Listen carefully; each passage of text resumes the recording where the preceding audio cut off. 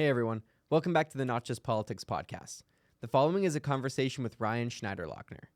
He spent nearly 30 years as a police officer for the borough of Plum in Pennsylvania and is now running for the position of the magisterial district judge for Oakmont and Plum, Pennsylvania.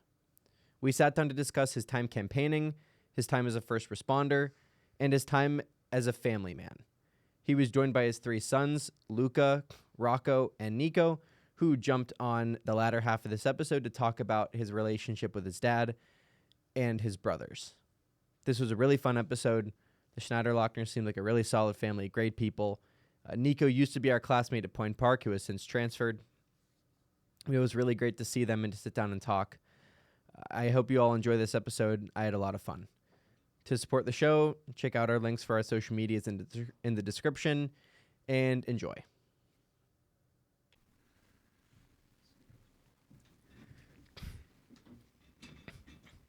Are you just whenever you're ready? All right. Hello, Ryan. Nice to meet you. Hi. We got the whole Schneiderlochner family. That's how we essentially roll. I love it. We've got you, Nico, Rocco, and Luca. Oh, I almost had them all. All right. Yeah, but that's super cool. I liked it. I liked that you brought everyone with you. Oh yeah, that's took advantage of the situation. We're gonna go get lunch after. All right, there you go. Yeah. Where are you thinking about going? We're gonna leave it up to Nico because he's like the prince of the city. Prince of the city. All right. Oh gosh, Condados possibly. That's a good spot. It's always good. Yeah, there's a couple other ones too, but that's like my go-to spot most of the time when I'm down here because it's a walk down from my apartment. It's right there. Yeah, it's good stuff. But I like that you brought everybody here with you, and this is your first podcast, so thank you for sitting down. Yeah, this is we're excited. This was something that you see. I can only speak as a parent, as an adult. An older adult than you guys, but podcasts are relatively a new thing for my generation. So the concept of visual and audio, being able to be together. But this is pretty cool. It's like long form radio essentially. Yeah. Which is, I think, like that's one of the biggest reasons why I think eventually this like radio will possibly just adapt into something more like this, running live ads in the middle of just longer segments, because it's nicer to not be stuck to 10 minutes of airtime for a conversation with somebody. Yeah, I mean, like for the campaign, we do speaking engagements. Mm-hmm. So there's that live audience feel, and you're kind of, I don't want to say the pressures, but just you have a lot of interest and people are watching because you're engaging. Yeah. And you're speaking with them and you want to connect with them. And, you have a very small window of a platform. And with the stressors of like noise and people walking and coughing or going to the bathroom or whatever. So this is a different perspective, and I appreciate being here. Yeah, it's just, this is nice because it's more calm and there's not as many moving parts. But that's actually why you're here. You're running for Magistrate in Plum County, Plum Borough, which also oversees Oakmont as well. Yeah, the correct term is magisterial district judge. Judge, yes. That has changed. It used to be the magistrate. It used to be the district judge or the justice of the peace, or so it has evolved into the magisterial district judge. And the district judge office covers Plum Borough and Oakmont Borough, which means the caseloads for civil and criminal cases. Yes, and just for reference for people listening, that is actually not far from where I grew up. I grew up in New Kensington.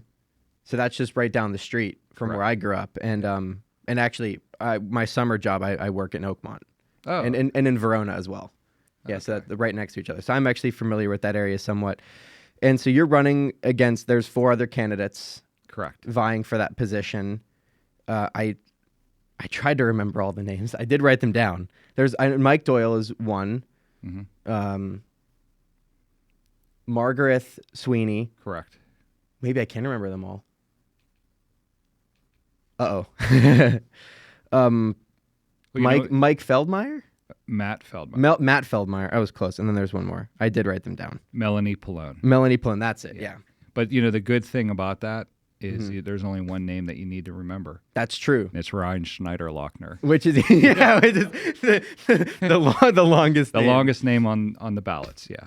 Yeah, I mean, it is. I do remember the first time I saw Nico's name on I was like, how do you?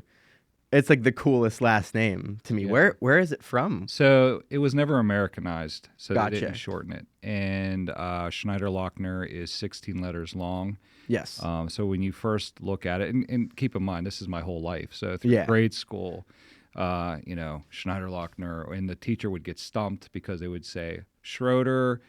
And as soon as that hesitation would come, I knew it was our name.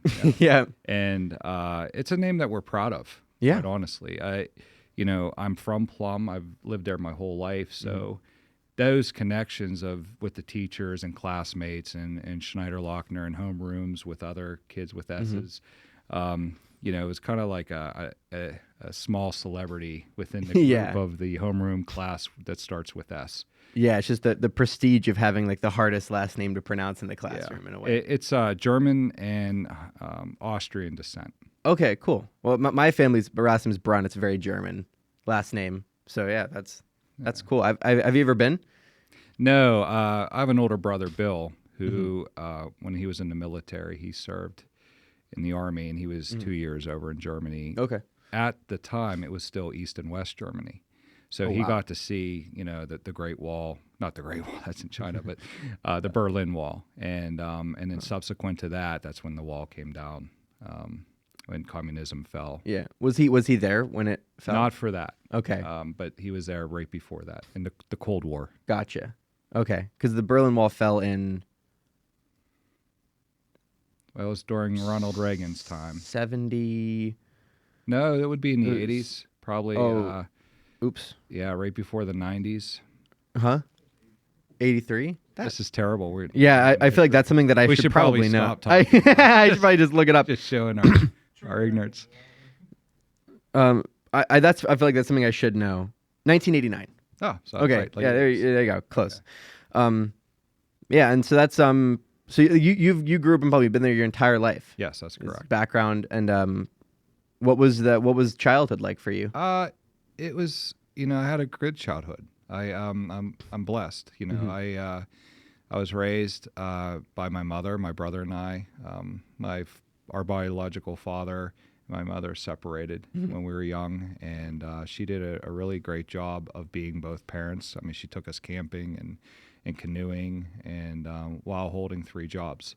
So her work ethic was something I always admired, and we never lacked for anything. She was a devoted woman to us. She was very strict. There was no nonsense because she didn't have time to do nonsense. And, when she met my stepfather, I was still in grade school, and he was a wonderful man, very nice and kind. So it was a good marriage for them. And it was... I couldn't have asked for a better stepfather.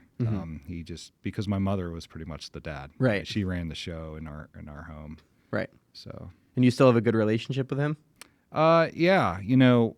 Sadly, this past year, and this is a really difficult subject for us, but my mother got sick in November of 21. It was right after Halloween. It was the last time she was home. We our neighborhood, we live in Plum, and it's a colonial point, so it's a street has a lot of young families and young children, so trick-or-treating is like it was when I was young. Yeah. And there's a lot of activity and people dressing up, and it was such a beautiful day, that Halloween day of October 31st of 21.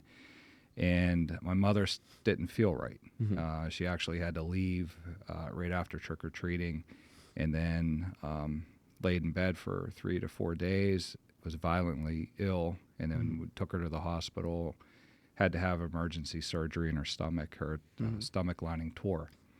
So she made it through a surgery that she probably shouldn't have, and unfortunately never recovered. So that was, the end of 21 all through 2022, just got worse. And there was, spikes of improvement and potential, and this is going to get better. And it just unfortunately did not. Yeah. And you had mentioned the relationship with my stepfather. In the interim of tending to her needs, because she was hospitalized, it was determined that he wasn't allowed to drive anymore because of his condition, and I don't want to air his conditions because of course, his privacy. But yeah, it was really tough. It's a tough point in your life when you see your parents start to succumb to our humanity, right? Our limits. And he wasn't allowed to drive, and I was taking him there. And additionally, his mental, his physical and mental, he started to change. And right now, unfortunately, there's a lot of confusion, if I can just kind of simply put it in a nice way. Yeah. So it's sad. I mean, he still lives on the same street that we do. And, you know, we try to check on him, and he, you know, contacts us when he wants us to contact him, I guess. But it's been ever since my mother passed in December, right before Christmas, it spiraled in a different direction that we regrettably are really upset over.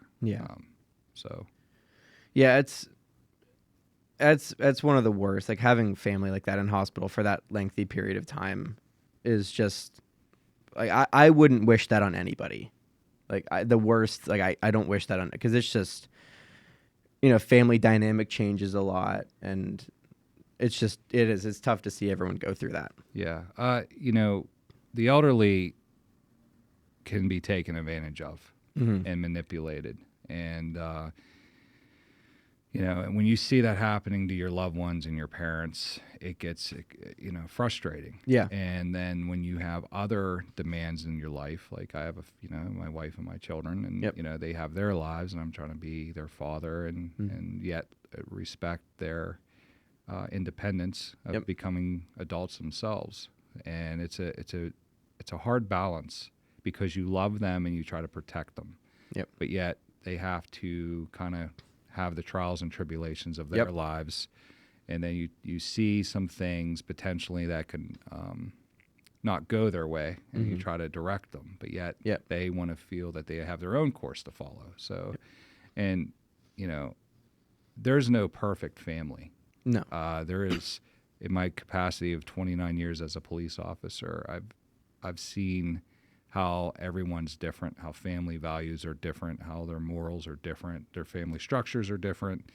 And I can happily say that the closest thing to a perfect family is what I have. That's beautiful. And who's the oldest? Nico. Nico's the oldest. Okay, gotcha. Yeah. All right. And how many, do you have a daughter as well? Gia. Okay, yes. So you have 4 kids total. Yeah. Wow. All right. So this is more of a running question, but was that intentional? Was that like a thing, like you wanted 4 kids, or was it? You know, their mother, Gina, and I, we started dating young, right after high school. Second year at CCAC is where I met her. And, but we were both, you know, kind of career-oriented minded, and this is what you do. And, you know, it was a different time. I mean, to me, it seems like yesterday. Right. But with respect to this generation, you know, it was a lot of things were different. Yeah. We didn't have cell phones. We didn't have we didn't have any of the social media platforms, or even like a podcast like this. Yeah. So dating traditionally was, I'll call you at 6 o'clock at your house on a landline. Right. And, you know, if you were lucky, you had an answering machine in case you missed the call. People didn't have answering machines, so the phone would just ring. You know, it's such a different time. So for dating purposes, you had to be there at 6 to answer to, you know. Yeah. And then if you had family members on the phone, the line would be busy, so you keep trying. Yeah, it's just it's amazing how things have changed. But so we dated for 8 years. Wow. While trying to get our careers lined up, and you know, I have no regrets. You know, That's good. It was the right way. We tried to do it the best way we could. We never went away by ourselves. That was nothing. You wouldn't do that. And you know, we got married in a church. Nothing against anybody else who doesn't get married in a church, but for us, that was important. Yeah. So, you know. Yeah, I only asked just because, you know, I feel like, you know, my dad came from a very big family. I know a lot of people's parents, they come from big families, but when I talk to people my age, it seems like people aren't having big. I like 4 kids to me is like that. To me, that feels like that's bordering on like a bigger family. For people being my age to have like, you know, have 3 other siblings or even like 4 other siblings. But, you know, there's just like my parents had 2 kids, me and my brother. That's it. So that does range, but I was just curious about that. My wife came from, she has 3 siblings. Okay. So, and it was just my brother and I. You know, we did talk about it, and I would encourage my children when they start dating and they get serious with somebody to talk about those dynamics. Of course. Be on the same page, so to speak. But, you know, we just kind of went with it. Right. You know, we got married, and, you know, we were so elated when Nico was born. I mean, I always jokingly said, but he was kind of like I don't want to say the savior of our family, but it added a whole nother perspective that we just didn't realize what a family could do and how it can strengthen a couple. Yeah. Like I said, Gina and I dated 8 years, and, you know, we're human beings. I mean, we, you know, have our own interests and we have our own personalities, and sometimes there might be, you know, a confliction or a different change. And being a police officer, being married to a police officer, she has to, you know, that spouse of an officer has to understand the demands of the job. Yeah. And the stressors that come along with it. And, you know, I always said that, you know, I would work my 8-hour shift, sometimes doubles. I would work 16s because you have a family and there's an opportunity to make some extra income. Yeah. Well, yeah, that's great. Money's always nice to have, but then you're adding more stress because you're doubling your call volume and you're dealing with tragedies. Yeah. And then you say, man, I could have been home relaxing. Instead, I'm here at the suicide. Right. And I'm seeing, you know, these images that you know, you process them and then you kind of put them somewhere because you have to deal with the incident that's in front of you. Yeah. Or a car crash. You know, 29 years, that's a long time to see those things. Yeah. And to process those things. And, you know, mental health, you know, speaking, those things affect people differently. Of course. I think the upside for myself is I understand that this job as being a police officer was a calling. It wasn't something that I picked. It chose me. Right. So I have no regrets. I shared in the suffering of people at their moments when they're family members and being there for the survivors to offer them options. And what really was hard was when you intimately know these people from being in the same classroom, like we were just talking about earlier, and saying, yeah, I've known them since 4th grade, and now, you know, here we are. But yet it's been one of the greatest honors of my life is to serve in that capacity, in that role. Yeah, a lot of it is just having to compartmentalize these things. I have a cousin that's a firefighter for the city of Pittsburgh, and I know that's what that's like. I mean, he's not home for, sometimes he's working, you know, like I said, 16-hour shifts, sometimes longer, and that does have an impact. That's what I was actually going to ask you is, what did did having a family sort of strengthen that support system and Absolutely. of, you know, being a police officer, Absolutely. that very high stress job? Oh, yes. First and foremost, I feel extremely blessed to have a family. And I feel sad for people that don't. And I don't mean that to slight them or to take a shot at them. Because family life is demanding. It's not just about yourself anymore. You have to sacrifice for your wife and your children.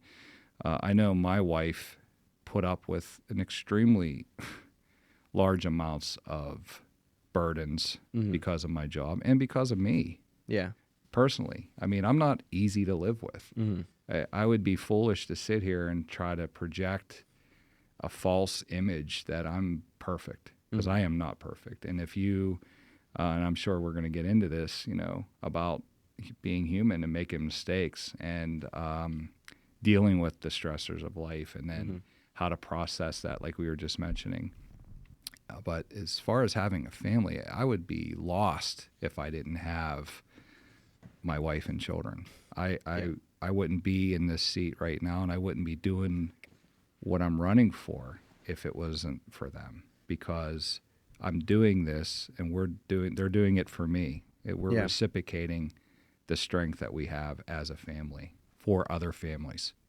Yeah, obviously, I don't have a family yet. I want a family for sure in the future, but that does, I've seen, my family members that have kids. It really does change you. It makes you, like, I have a cousin that I actually would work for over the summers that before he was married and had kids was just so, not impatient, but definitely like short-tempered and impatient at times. And then as soon as he had kids, it was like a new person came out of that. That's probably the opposite for me. You could ask my kids that one. Got less patient as I got years less went on. Yeah. But yeah, it's a beautiful thing though, because in a way you have to change for them. From at least what I understand, I imagine my parents certainly changed when me and my brother came around. Yeah, I think the hardest thing for a parent is to understand that their children are different. They're individually different, but yet kind of the same. Mm-hmm. And so the same things that would work for Nico, for example, might not work with Rocco. Mm-hmm. But yet the commonality is there. Yep. They both understand that this is what's expected, or, hey, this is what dad likes, or, or mom really appreciates this when this happens. But, individually, what works for one will not work for the other. Yeah.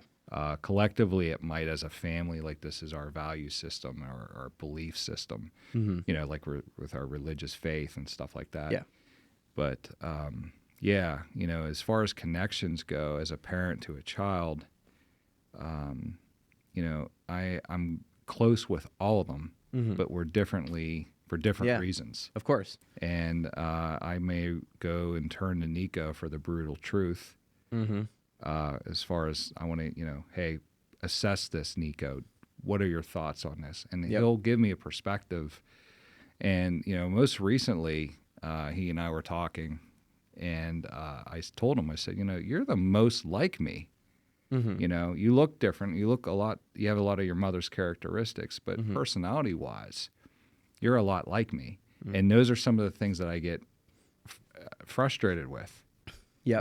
And it's not because it's Nico. It's like, no, I see myself in what you're doing.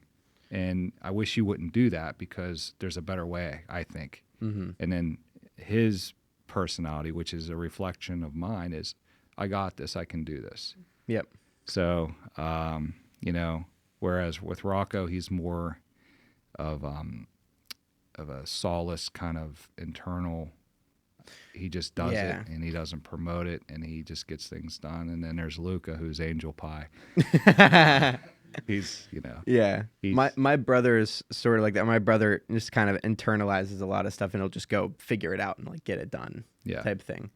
Yeah, but that's a good point. As that saying is, like, if you're frustrated with somebody, it's because you see a little bit of you in their actions. That's what makes you frustrated. Yeah, and what's nice with a spouse is where that frustration may interfere with that goal that you may have for them. Then I take a step back, and then she'll step in, and vice versa. There's certain subject matter that she's better with, of course, and then there's some that I'm better with, and but collectively we're all on the same page, all of us. Yeah, it's a team game. Yeah, some people are just better at certain things. You got to play certain positions. Yeah, that's how it goes for sure.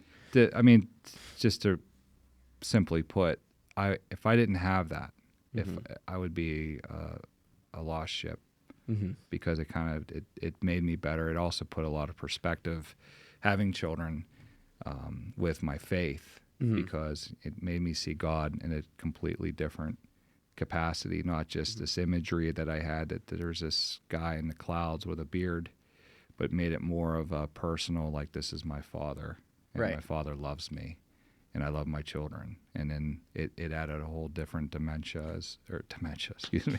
I have dementia, dimension to it. Mm-hmm. Were you, a Roman Catholic? Yes. Okay, you're raised Roman Catholic? Yes. I was not raised Roman Catholic. I became Catholic. Okay. That was part of the, this is a long story, so I'll try to be quick. We have time. Okay. So when I went to the police academy, it was important for me that I wanted to do it correctly because this was my job, right? This was my career. Like I had said, Gina and I were dating, and it was my first time away from home. So away from my friends, away from influences that I was used to, and I really wanted to grow. So I went to Mercyhurst College, and Mercyhurst is a Catholic institution. So when I was there, I was praying a lot, reading the Bible a lot, and really yielded a lot of good experiences. And I was elected to be the president of my police academy class. It was a paramilitary setup where cadets were not just allowed to freely go anywhere they want. So I had a lot of responsibilities added to my tenure at the academy as the president. And I also was going on campus and speaking with a priest named Father Steve, and I was really cornering him, like, tell me about the sacraments, tell me about the Catholic faith, because I was raised Presbyterian. It was a lot of Bible-based verses and reading, and I just challenged a lot of the Catholic Church, adversarially, I may add. And my time with Father Steve was the Holy Spirit revealing to me the sacraments, and more importantly, the Eucharist. And that brought me to a time in a circle that I understood that what I read in the Bible as a Presbyterian, it connected it. And I don't want to get into saying something that's wrong or inappropriate, because faith is it's private. But when I graduated, and I wear this, I have a cross that Father Steve gave me as a graduation gift. I still wore it. I still have it, and I still wear it. And when I came home, I went through the RCIA program. I didn't tell anybody. I kept that very quiet because I didn't want expectations or disappointments, because that's what you should do. You should be individual in doing your discernment as far as your faith, and not just do it because of other people. Right. Gina is Catholic. She was raised Catholic. It's, they're called cradle Catholics, right? I was not. And so I went through the RCIA program. She didn't know about it until the very end when I needed a sponsor as part of the program. And I had asked her, because she modeled a good faith. She didn't talk the talk. She walked the walk. And so you didn't even tell her? No. Wow. No, I didn't tell her. That is truly, you were really keeping that on the down low. Yeah. Just because like I said, I wanted to make sure. Yeah. And those decisions, and again, because my kids are here, those decisions are yours. Yeah. They're not mine or your mother's to make. They're your decisions to make. Yeah. And as long as you can, and if we don't agree, then we're going to change your mind. No, but those, that's a part of being a parent. Yeah. Right. Here were my experiences. They're going to be different now because they were raised Catholic. They went through Catholic school. Hopefully they stay on board with that. But if they don't, that's their choice. And as a father, I have to, Yeah, in a way you have to kind of submit to that in some ways, that they're going to go off and do their own thing. Yeah. And you've done a lot of community volunteering with your church. Yes. From what I understand. Yes. Lots of fun. That's the thing. People can be dissuaded or discouraged thinking that the demands of being a volunteer is going to interfere with their life somehow. That's quite the opposite. It adds to your life. Absolutely. It added to mine. I have such fulfillment by volunteering. And because you make new friends, you make new people, and you get to see God's grace at work, and you get to unite with common, like-minded people. Yep. And now you don't feel so separated or against the world, so to speak. But even when you volunteer, maybe not in the church, but you volunteer with your local fire department, commonly everybody there has the same interests. Yeah. We care about our community, and if there's an emergency, we can be there. Being that, I have a servant heart. That's why I'm a police officer. I'm retired now. But it wasn't about the dollars and cents. When I started my career at Turtle Creek, I made $5.25 an hour. And Really? I carried a gun, and I drove a police car, and I was dealing with some violent situations, bar fights, and I'm going in, 2:00 in the morning for unruly patrons at Caesars in Turtle Creek. It was a rough bar at the time, and it was a hot spot. And here I am by myself walking into a situation. I have no idea what's happening or why they're arguing, and they're intoxicated, so their impairment is going to make poor decisions from them, and I have to deal with that. And I'm 23 years old. I'm 51, and I look back and I'm thinking, I didn't know anything. No. At 23. That's very young to be. Yeah, and I got to go in there and settle a dispute, and I attribute those circumstances, those situations to who I am today. And that's why I believe that I'm the best fit to run for the magisterial district judge. Those experiences you can't go to college for. No. You can't read in a book and absorb it. You have to live it. And I lived those times. And, I've had to arrest people that I knew personally that were friends or from high school because that's the law. Yeah. And I didn't take any pleasure in doing that. But what they could always count on is that I treat them fairly. If there was a way I could help, I would. But I'm not going to break the law to do it. Right. Because I'm not going to put myself into that category. Yeah. But at the time at the magistrate's office, after the custodial arrest was made, we go in front of the magistrate, then I can put a good word in saying, well, yeah, this is how it happened. But the defendant never once resisted, never once, fought with us or, we explained to them that there's a process and, we're going to advocate for what's the best solution for everyone, not just for him or just for the courts, but, in the totality of all the circumstances, what's the best outcome that we can come up with legally? Yeah. I didn't even think about writing down this question, and I don't mean to open up any painful memories, but did you know Derek Katecki? Yeah. I did not know him very personally. That night that he was slain, I was at the firearms qualification course. I'm a firearms instructor, and we heard. And whenever you hear something like that, so senseless and alarming, because we bordered with them, and that was in the Dairy Queen parking lot, the same Dairy Queen that I would drive through and get a blizzard, right? And to hear something like that unfold the way it did, horrible. But yeah, I met Derek. I didn't know Derek well enough. He was a K-9 officer. Yeah, it was sad. Yeah, I remember I was in second grade at that time, and I went to the parade. Went right by my street that I live on. Same thing with Brian Shaw. Yeah, I was at that parade as well, down by Mount St. Peter's Church in New Kensington. Yeah, those were just so you could see the community really that shook a lot of people. Both of those times did. Yeah. At least in New Kensington it did. I don't know about if that effect went out to the surrounding neighborhood. Yeah, so my department covered areas for Shaw when he was slain, and Katecki also. We would not volunteer, but kind of agreed and covered certain areas for police presence during that horrific time for them.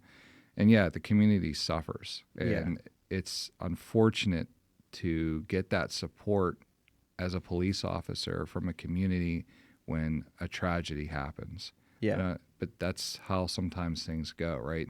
We don't see who we have or who values us as people until a tragedy. And then you see how people step up and rise to the occasion, if there's a flood or a tornado, and then the community comes together. It's almost like these terrible things happen because of the world that we live in, the state of sin, so to speak. And then you see good people rise and come to the aid of their fellow man and say, hey, we're here to help. Yeah, it does. I do feel like, especially in the last couple of years, it seems like one of the most underappreciated things for a person to do that means so much and that does so much for everybody. You mean police work or volunteering? Well, community service, first responders in general. So, there's an uptick with, hey, thank you for your service. That's a lot of people came up to me when I was working, and they would thank me. Thank you for your service. I even had people offer to buy me lunch and or buy me whatever you need. Let me know, and that's nice. I mean, it's a nice sentiment to hear, and especially when you, at times, given whatever critical incident or a shooting involving police of an unarmed person, these incidents happen, right? And without having the full facts, we quickly rush to judgment, and then you have the platform of media to put that spin out there, and then all of a sudden we're divided. Yep. And then you have the public who, I don't want to say sees through that, but they have their own perspective. They hold true to their perspectives, and they say, I'm going to support the police. Or you have people that are out there that don't like the police, and then something happens, and then it's an opportunity for them to display their frustration with police. And I'm an advocate for free speech. Yeah, now that I'm a civilian, now that I retired as a police officer, I can speak a little more frankly, and here it goes. The majority of police, if not all of them, appreciates people's freedom of speech. That's why we do the job. That's why they have done the job. It's not to enforce the laws, but it's also to uphold them and protect them for people, their civil rights. And the police officers are not there to take those things away from people. They represent, you have rights, and we're here to protect them. Protect and serve. But I'll emphasize, it's more on serving. The protection part, the laws don't protect people. People have to adhere to the law. They have to obey the law. But there's no one watching saying, I got you, or I'm going to prevent that from happening. Unfortunately, crimes have to be committed before they're enforced of the laws. So police officers value free speech. They don't want to censor anyone. And I've had people give me the middle finger. I've had people swear at me. I've had people spit on me. I've had people, I had a lady bite my hand, broke skin. I had to go through the process of making sure that I, wasn't infected with that. I've had all kinds of circumstances where people screamed at me only because I was wearing a uniform. They weren't screaming at Ryan. No. And Ryan had to understand that. That it wasn't personal, that this was a frustration because police officers and magisterial district judges are the first line in the process of the judicial process, so to speak. Police officers are there. If somebody violates the law, they enforce the laws, and then those consequences go in front of the magisterial district judge. And if there's what's called prima facie, prima facie meaning that there's some element of the crime associated with a defendant who was brought forthwith, then it goes downtown to common pleas court. The different laws are summary, misdemeanors, and felonies. The police handle all three, but majority of them are summary and some misdemeanors. Felonies are serious charges that do happen, but that's not on a frequency depending on the jurisdiction, like Plum or Oakmont. They're not that common. They do happen, but they're not like an everyday occurrence. Public service is, right? So that's why police officers who volunteer in their communities, who raise a family in their communities, they should be valued. They should be thanked, because the officer doesn't have to live in Plum. I didn't have to live in Plum. I grew up there. And my wife and I decided to stay there. And there's been some nasty politics involved. There's been those frustrations, like I had mentioned about the middle finger and FU, and how dare you, and because of the stigma of whatever the situation. But all in all, I have no regrets. I don't. That's good. So we had talked briefly on the phone yesterday, and you had talked, and I think this is true myself, but you had talked a little bit about the importance of local politics and understanding and knowing the candidates almost on like a personal level. You know, like you're saying, when you were going to door with people, one of the first questions you get asked is, what political party are you affiliated with? Yes. And how it's just, I think that's silly. I think at the state or at the federal level, you could be a little bit more interested, but at the local level, that person could live across the street from you for all you know. Yeah. So I'm a sensitive person, believe it or not. I have a hard exterior because it kind of developed over the 29 years, understanding people. You know, but I do have, you know, when you hear a dissenting voice or a critique, we're all sensitive to that. And we can ignore the 9 positives and then really focus on that one person who said something adversely against you or, you know, your thought process. Yeah. The local level, you know, campaigning, knocking on doors, speaking to people, and that, you know, quickly, what are you? You know, I'm a Christian. Yeah. No, what are you? Ryan. You know, Yeah. You know, and they want to, because they want to categorize you by your political affiliation. And that's why even it just affirms that I'm the best choice for the magistrate, because I don't have those political, you know, I believe what I believe in, and they're really based on biblical principles, not political ones. Right. And then my own perspective, you know, my opinion, I'm entitled to it, just like everybody else. We talked about the freedom of speech. I'm entitled to my opinion. Yeah. And I'm just smart enough to know that people don't want to hear it sometimes. Right. Right? Yeah. So, you know, but when they ask me for my opinion, don't ask the question if you don't want to hear my answer. Yeah, that's true. You know? Yeah. And so when I knock on the doors, you know, you have to be tactful and politically correct. But if they ask me my affiliation, that's why I answer them. I'm a Christian. Yeah. Now what? Oh, yeah, that's not good enough. You know, What are you? What are you? So then I tell them what I'm registered as. But I'm cross-filed. I'm going to be on both ballots for Republican and Democrat. And quite honestly, if you do your if you do your research, magisterial and judicial candidates are not permitted to render an opinion on certain national topics. Yeah. Right? Because potential rulings in the future. Yep. So if something comes in front of me as a magistrate, you know, it wouldn't be in my best interest to say, well, this is what I believe in. And then 6 months, you know, God willing, a year from now, I'm on the bench, and then this incident happens, and then someone says, hey, you did a podcast where you said you didn't like this or you didn't agree with that.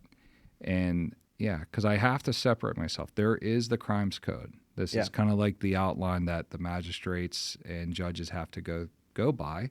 Was this a law? Yes. Did this person violate it? Was there prima facie? Yes. It's held for court. You know, I would never try to exceed. A man should know his limitations. My limitations, I wouldn't feel comfortable trying to exceed my knowledge, that if I don't know something, I'm not going to pretend that I do. Yeah. Fortunately, the crimes code, it's written down. There's the laws. I can consult it, and I could say, this is what it says. This is why I have to roll the way I have to roll. Yeah. Sure, you're a nice person, but it's going to be held for court. But I don't know if I went off the rails there. No, that was all great. That's true. That's a slippery slope to pretend that you know things that you don't know. You'll just get caught like that. Yeah. Someone will immediately see through that. Yeah. And like I said, you know, with my 29 years experience, you know, when I retired April 8th, it was that moment that, okay, I am done being a police officer. I am done putting on a uniform and driving in a police car, and I'm okay with that because I knew this time was coming. Last year, you know, and when I promised my mother before she passed that I was going to retire, that wasn't a hard sell. When she asked me, and I said, yeah, I promise you, because I'm going to retire. And we knew we were going to run for the magistrate position, and that was one of those things I had to give up to move on. And but I will take that with me. Of course. Those experiences, those incidents that were so traumatic in other people's lives and being there, I'll never forget that. I wish I could. I wish I could forget some of the things without getting into it. But I'll never forget that. Right. And I just share that because I'm thankful for God for letting me be involved in that. I might not I didn't understand it at the time. A lot of those tragedies, you're just like, why did this happen? Yeah. This is terrible. Terrible. Just all walks of life from birth to elderly. I've seen people pass and go in bad ways, but somebody has to do it. Somebody had to do the job. And I'm thankful that I was called to do that. And I just hope that going forward, when people have their bad day and they have to come in front of the magistrate's office, that they'll understand that I'm a human being, that I've suffered with them or for them and myself. Yeah. That I'm not just some robot or just the book of crimes codes saying this is the law. Boom. If there's a way to help you, I will. Yeah. And I think, at least for me, that just knowing that you've been a member of the community for so long would mean a lot to me. And I think that would mean a lot to a lot of people as well, just knowing that this isn't someone that just moved here. They just like implanted themselves in the community to get the job. But that's served the community for 29 years as well. I mean, that's no small amount of time. Yeah. Well, 25 with Plum. I was at Turtle Creek before that. Okay. 29 years with the law. But it's the same. You're still serving your community. Still in the capacity of, in 25 years. And when I was at Turtle Creek, I didn't live there. I would commute from Plum to Turtle Creek. But I still got involved because I thought it's fun. Right, to meet new people. It should be fun. Yeah. And, and like I said, we didn't have cell phones. They just started coming on scene. We had pagers first. So they would page you, and then you would have to find a phone to call work and say, what's going on? But, yeah, the involvement in community it wasn't for motivations for other things. It was because I believe in meeting new people and having fun and living your life to the fullest. So that's what it was for us. Community service is so huge. Like it really is. Like you're giving people your time, but and I do volunteer work for a national organization. It's called Bridge USA. The goal is to help depolarize college campuses by just getting young people in the same room together and talking about really difficult things. But even that, with being at the national level, that's given me so much. And it would be way more if it was more of a localized thing. It just does so much for you. One of the things that I got so far from campaigning, we'll go to these speaking engagements. And because I'm cross-filed, I've been going to the Democrat meetings and I've been going to the Republican meetings. And I'll have to say this, there's one true thing that we all hold in common. That I found. It just hit me like, I get it. I can't believe I didn't get this sooner. Is when I started talking to individuals and not parties, political parties, but the people there and getting to know them. And then somebody had asked me, like, didn't your mother just pass away? And I said, yeah, thank you for mentioning that. Like, how did you know? On Facebook, we're friends. I was like, oh my gosh, we're friends on Facebook. Yeah. And start talking. I was talking about my mother, and then she was sharing about her mother. And then it hit me right there, as I was standing there. We all suffer. Yeah. We all have problems. We all have issues. That I wasn't walking around. I wasn't the only one whose mother was suffering. And then died.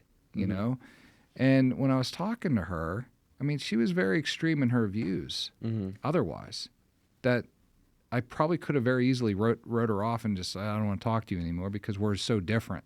Right? But what wasn't different was she suffered and I suffered, and then we were able to connect that way. And that, to me, was an eye-opener on this campaign trail. It's like, we're not different.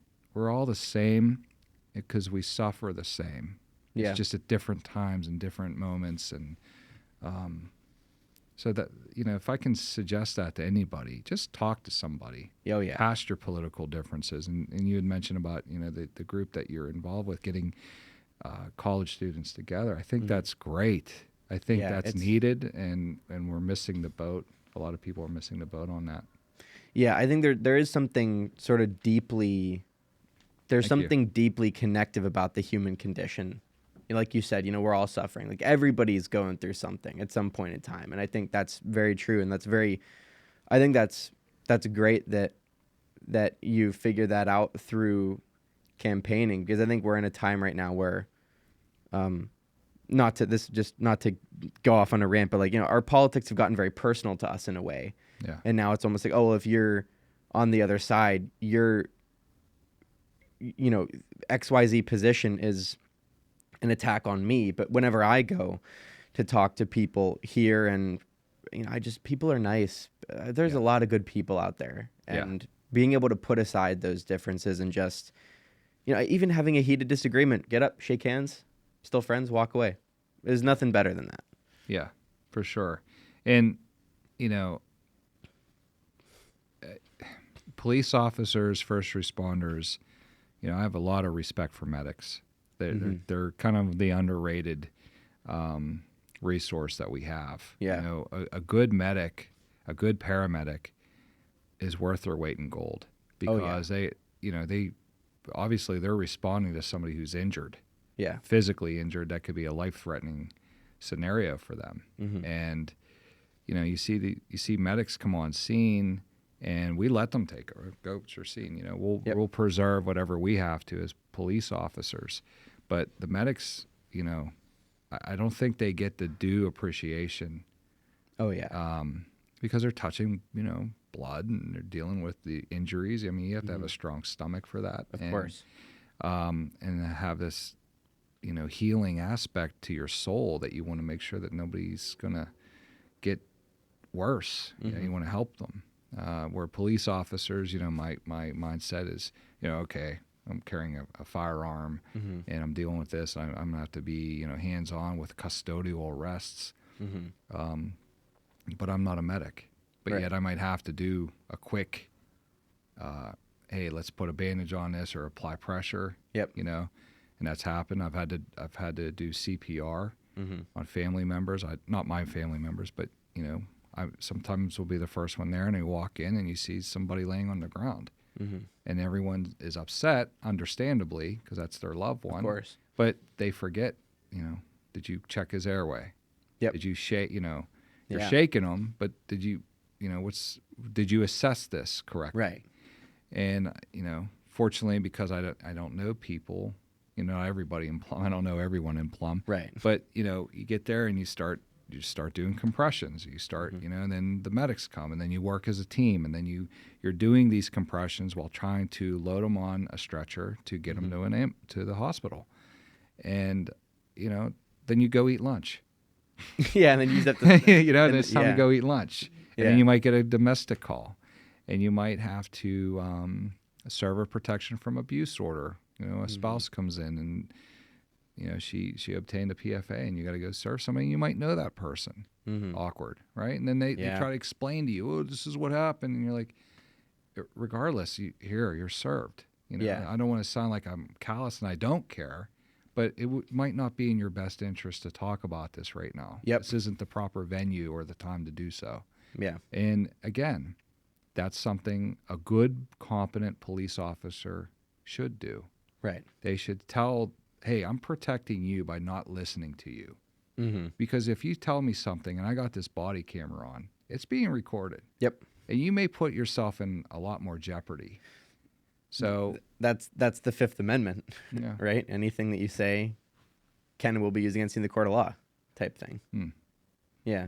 Is that similar? I guess it is. If you have body cam, you're picking up everything. Well, the body camera, the officers are to acknowledge that they're present, inform the person that they're being recorded, and that, if they don't like it, it's tough. We're activating these body cameras. Yeah. in my opinion, an upside and a downside of body cameras. The upside is it accurately reflects everything that happened because it's recorded. Mm-hmm. The downside is it removes some discretion Mm-hmm. that the human perspective can help with. Yeah. And the compassionate part can help with. Not violating the law, Mm-hmm. but just like on television, right? We see something, it's a snippet. It's a part of the totality of what actually happened. Yep. And then there's spin. So yeah, it's hard to capture somebody, the entirety of somebody, even with a body cam clip like that. I agree. That's an interesting perspective. I hadn't really thought about it like that. Yeah. It removes a little bit of that. You're seeing police calls. When police respond, it's usually a situation at a person's lowest point in their life that's mostly unfavorable to them. Yeah. That's not going to work out in their benefit. If someone's calling the police, that's because there is an emergency or some type of violation or traumatic event just occurred. Yeah. So you're going to see people who are not clearly thinking, who may be emotionally, or usually they are emotionally, and they're saying things they don't mean, Mm-hmm. and they're acting in a stressful situation, because stress affects us differently. Yeah, for sure. Well, this is a little bit of a jump, a lot of a jump maybe, but I did also see that you used to coach. Do you still coach that baseball team? No. Okay. Not So anymore. referring to my experiences with coaching, so Nico, Rocco, and Luca are here. Mm-hmm. All three of them were on a Cooperstown baseball team. Mm-hmm. So Cooperstown is a place in New York where if you can fundraise enough money and you have an invite to go, your team goes. And it's usually community teams. Plum Borough's baseball organization are kids from Plum, and during their time, we had Oakmont players, because their association wasn't as strong. Mm-hmm. So we said, well, play in ours, and you'll have more competition with different teams. Yeah. So coaching them, being with them, for me, it was being with them and being with their peers. Yeah. And spending that time in a productive, fun way. Yeah. And the pleasure was all mine. Mm-hmm. And spending time with them. And then, like, when Nico got out of baseball, he would still help, and he would coach, and he would keep the book, Mm-hmm. and he would take third and coach during the games. And, Yep. and for he and I, it was, father-son. Yep. And then same with Rocco. When Rocco Mm-hmm. wasn't playing on his team, he would help with Luca's team. Mm-hmm. And same with basketball for St. John's. The three of them played basketball, since kindergarten all the way up. And then when they weren't playing anymore, they would help their brother out, Mm-hmm. their team, with me. So it was really a family experience. Mm-hmm. And the Cooperstown baseball is when they were 12 years old. That was kind of like that transition for a lot of players, because once they hit 12, you go into another level of baseball. Mm-hmm. And then generally, if those players aren't, the tryouts are a little more stringent. You got to have Yep. a lot of more abilities, Mm-hmm. and you might not make that 13, 14-year-old pony team. Yeah. So it was pretty much a nice send-off for the Yeah. other 12-year-olds. Like, okay, look, this is now we're progressed into a more serious, competitive Mm-hmm. baseball and more serious. So it was a nice send-off for the kids. For 12-year-olds, but like I said, the pleasure was all mine. It was very time consuming. I dedicated a lot of my vacation time to coach, Mm-hmm. to be there. I will never foolishly say that I'm this great baseball coach guy. Did you play as a kid? No, Oh. did not. And here's why. Because when I was young, the baseball organization wasn't as strong. Oh, okay. And it was there was deadlines, and like I said, my mother, who had 3 jobs, those were just one of the things that we couldn't afford, Mm-hmm. and she didn't have time for. Yeah. So you know, as great as a parent she was, being both father and mother, you know, she couldn't do all of it, you know. Yeah. But there was other interests. I played instruments, and you know, I wrestled, and I did things that individually I could do without her having to hold my hand to be there. So a lot of my sports came in junior high. Okay. Like scholastically. Yeah. Where you didn't have to pay because the school covered it. Right. The baseball organization that Nico, Rocco, and Luco were involved with was outside scholastics, and it was community baseball. What instruments did you play?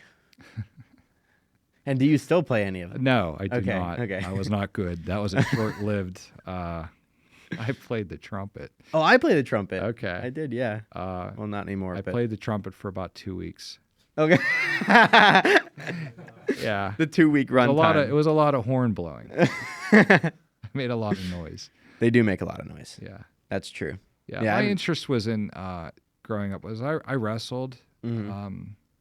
It really helped with weight control, and you know, because in junior high things are changing as an adolescent to a teenager, and weightlifting and stuff. So that took precedent over the trumpet. Yeah. And just, you know, having friends. I had a great childhood. I really did, you know, and Plum was a really good place to do it. Yeah, Plum's a nice area.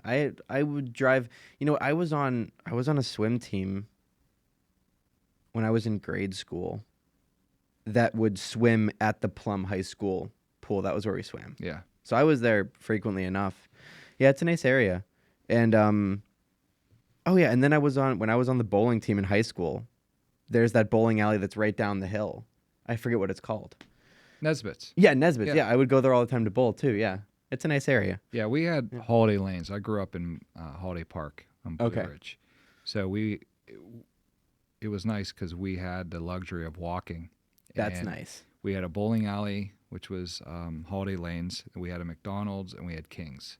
And nice. So we had a 7-Eleven. So we were able to walk everywhere. That's what you did. And of course, then was, you know, there was no child luring. Yeah. There was none of that kind of stuff. I mean, I'm sure there was, but not like you hear in the news. Yeah. It was just a nicer time. Yeah. You know, it was really nice. And Plum still is that way. Yeah. If you drive past the baseball fields, it's refreshing to see kids playing. You know, the pandemic really kiboshed a lot of our values and what we did as a community, but it's coming back. Yeah, I agree. And Plum is full of young families, and that's, you know, our platform for me running on the magistrate's office is I care about families. That's the only reason why I'm doing this. It's the biggest part of why I'm doing this is because the laws are there's really no flexibility, and with the body cameras, and I don't want children who make a mistake.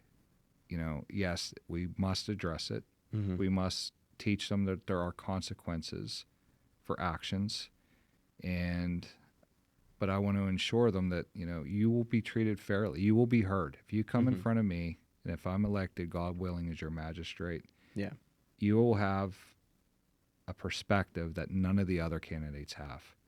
I was a police officer, and unfortunately, you know, I've been on both sides of that. Yeah.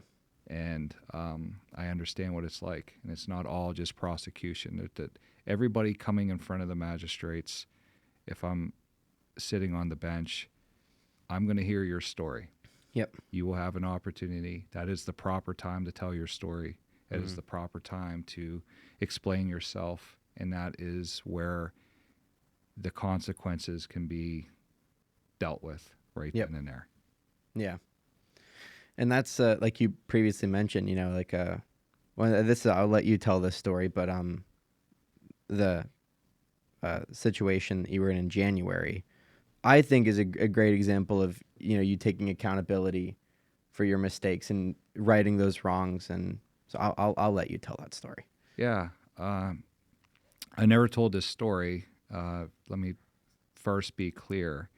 I was told that I was not allowed to tell this story because I am now. Right. Okay. Gotcha. Okay. Prior to this, prior to today, I was not allowed to tell this story because I was still an employee of Plum Borough in the police department, and it was a personnel matter. So when other media outlets reached out seeking comment, I wanted to tell this story, but I wasn't allowed.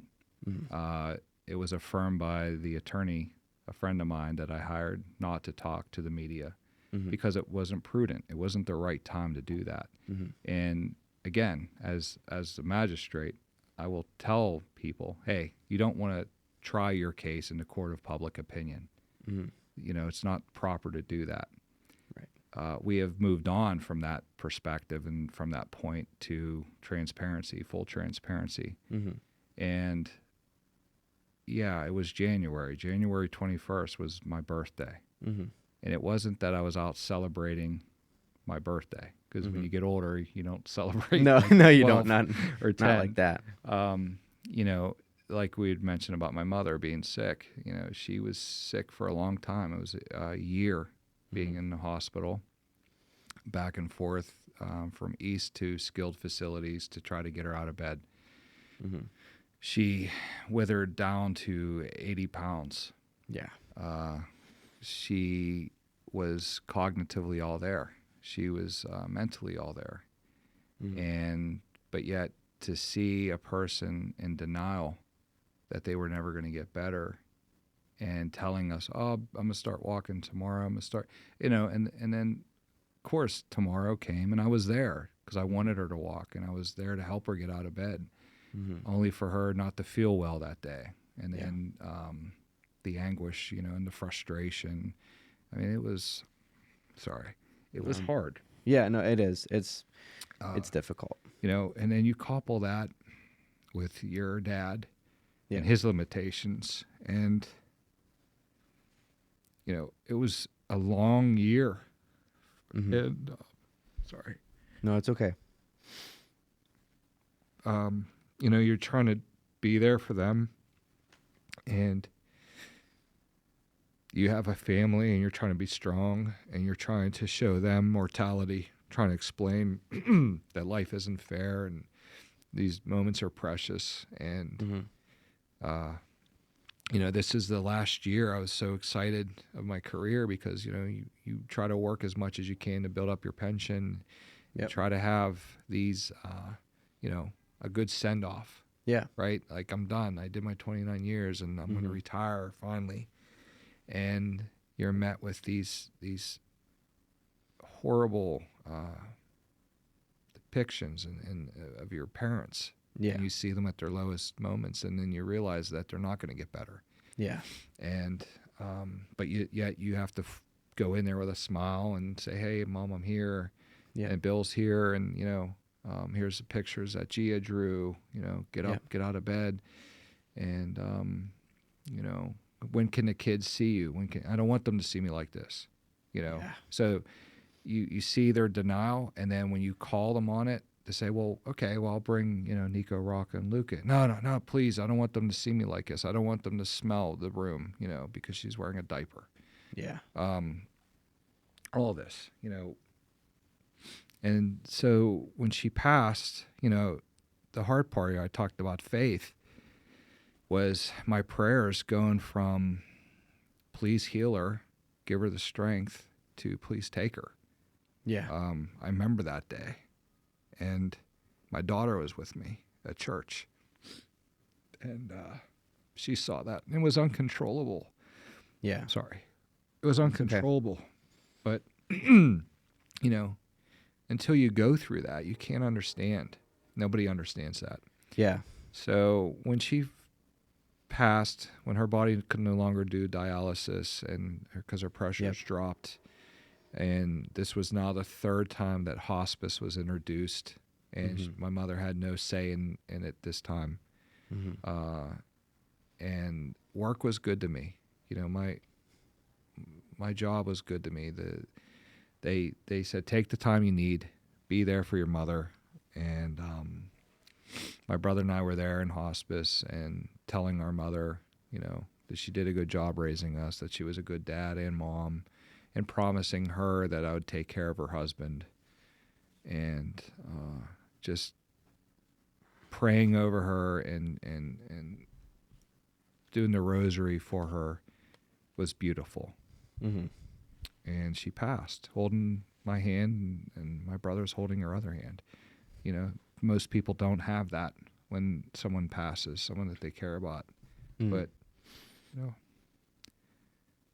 so, excuse me, the funeral right before Christmas, you know, and people say, oh, what a terrible time, you know, that happened before you.